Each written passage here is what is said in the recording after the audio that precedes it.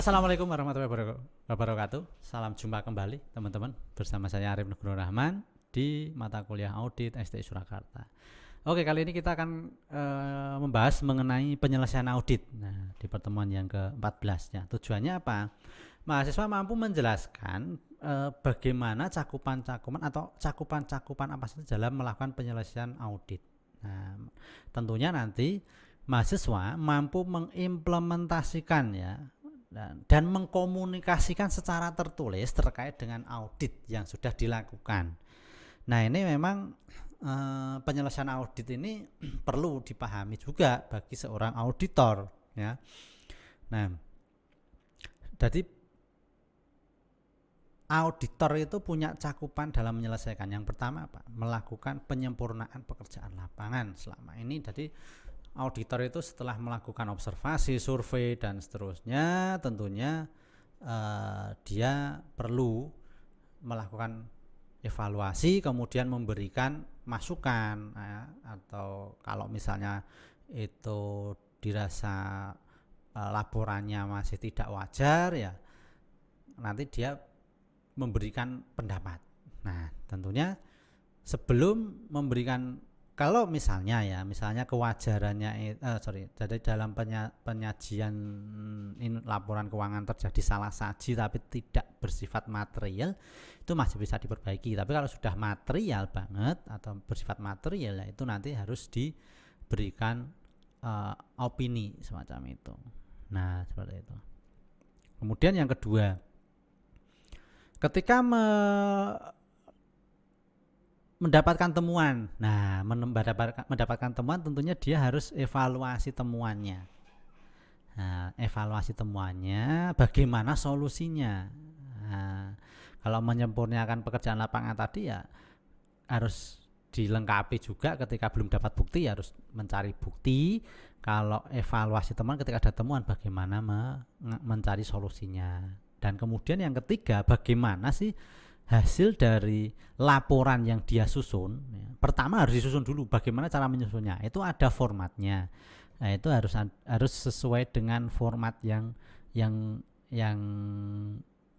berlaku di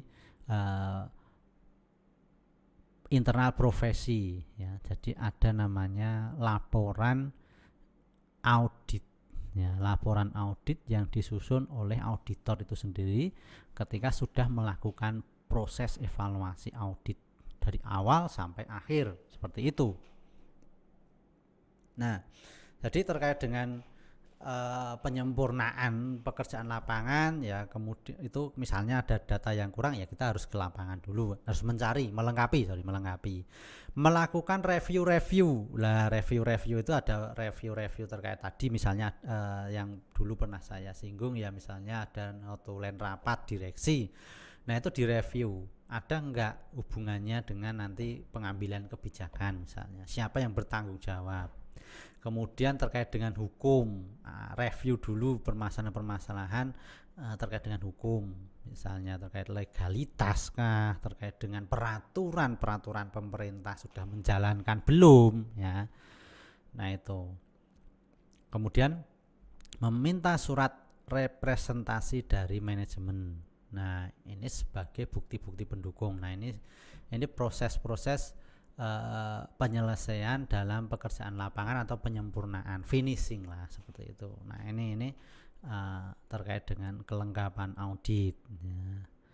Kemudian melakukan prosedur analitis, yaitu itu untuk aktivitas yang pertama. Kemudian yang kedua, evaluasi. Ketika mendapatkan sebuah temuan, auditor mengukur tingkat materialitasnya itu seberapa. Nah, kemudian mereview bagaimana sih teknik penyajian laporan keuangannya di perusahaan itu.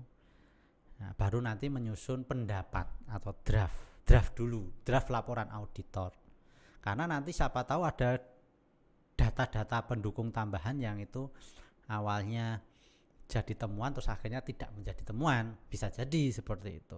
Nah, baru nanti review akhir dan membuat kertas kerja. Nah, kertas kerja ini salah satu laporan auditor yang memang nanti harus dikomunikasikan. Nah, dikomunikasikan kepada komite, entah itu manajemen dan komite audit seperti itu. Di instansi auditor tersebut bernaung. Kemudian yang ketiga, bagaimana mengkomunikasikan hasil laporan itu kepada klien.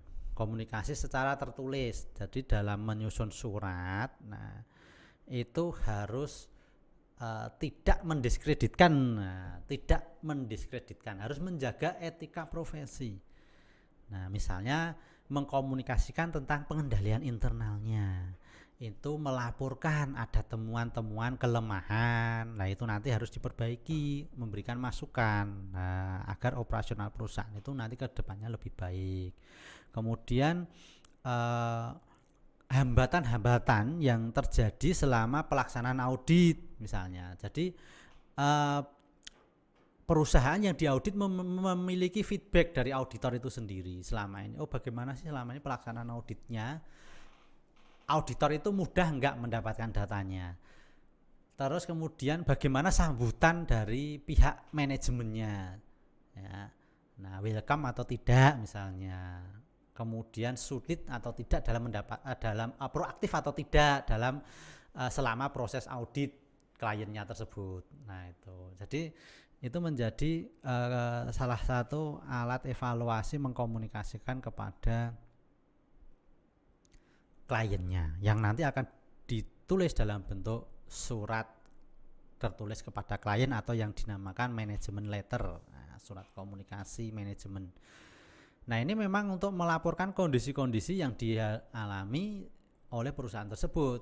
Nah, jadi kalau misalnya kalau orang periksa ke dokter itu nanti ada namanya surat-surat rekomendasi dan surat diagnosa atau surat laporan dokter lah. Ini di perusahaan itu nanti ada surat laporan audit ya untuk mengetahui seberapa tingkat, entah itu ada kesalahan sajikah, entah itu tingkat kesehatan dari perusahaan itu, tingkat sehat atau tidak, dan seterusnya. Nah, itu semua tergantung dari tujuan audit investigasi, audit forensik, ataupun audit laporan keuangan secara umum atau audit umum seperti itu. Nah, itu. Jadi dalam melakukan tadi ya, melengkapi ya pekerjaan lapangan, tentunya ada peristiwa kemudian. Nah, peristiwa kemudian itu peristiwa yang terjadi setelah laporan keuangan, setelah tanggal laporan keuangan dibuat, yang itu berpengaruh secara material terhadap laporan keuangan. Nah, itu peristiwa kemudian. Kemudian ada istilah lagi periode peristiwa kemudian. Nah, periode peristiwa kemudian berarti masa antara tanggal laporan keuangan sampai dengan akhir pekerjaan lapangan. Nah, itu istilah-istilah yang ada dalam laporan audit. Nah, itu. Nah, gambarnya seperti ini ya. Kalau misalnya peristiwa kemudian itu antara tanggal laporan keuangan yang sudah dibuat tapi itu muncul di periode setelahnya. Sedangkan kalau peristiwa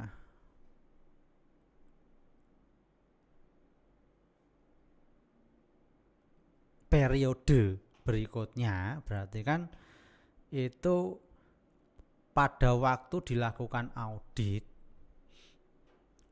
itu belum ditemukan, tapi waktu setelah proses akhir ada penemuan. Nanti setelah proses audit ada penemuan. Nah, itu. Nah, memang kalau digambarkan skemanya seperti pada bagan yang saya tampilkan di slide ini ya, bahwasanya jenis peristiwa kemudian itu juga macam-macam ternyata ya. Yang pertama terkait dengan ketepatan estimasi akuntansi dalam laporan keuangan, misalnya ada mengestimasi beban hadiah, mengestimasi beban garansi, mengestimasi denda tuntutan hukum, serta pelunasan kembali piutang yang telah dihapus seperti itu. Nah, itu. Nah, tentunya nanti jenis peristiwa kemudian ini misalnya ya dalam sebuah laporan keuangan atau laporan posisi keuangan neraca tertanggal 31 Desember 2017. tersaji utang garansinya 100 juta sampai dengan akhir masa garansi misalnya 10 Februari 2018, sudah lewat tahun, ternyata jumlah realisasi beban garansi hanya 80. Atas peristiwa itu tentunya auditor harus mengusulkan jurnal penyesuaian. Jadi akhirnya lah 100, tapi setelah berjalan selama 2 bulan itu realisasinya menjadi hanya 80 juta. Nah itu perlu jurnal penyesuaian. Nah itu salah satu contoh jenis peristiwa kemudian hari. Nah memang peristiwa kemudian hari ini sangat berpengaruh ya terhadap kinerja perusahaan di masa-masa yang akan datang. Karena itu terkait misalnya ada kebijakan pengembangan bisnis yang agresif. Kalau agresif, kebijakan penghentian divisi atau produk tertentu, kebijakan penutupan anak cabang misalnya, atau bencana alam serta kejadian luar biasa. Nah itu jenis-jenis peristiwa kemudian yang dialami perusahaan itu setelah masa audit seperti itu. Nah itu aja ya teman-teman terkait dengan penyelesaian audit pada pertemuan kita kali ini. Saya akhiri dulu, sekian. Assalamualaikum warahmatullahi wabarakatuh. Sampai ketemu di pertemuan yang lainnya.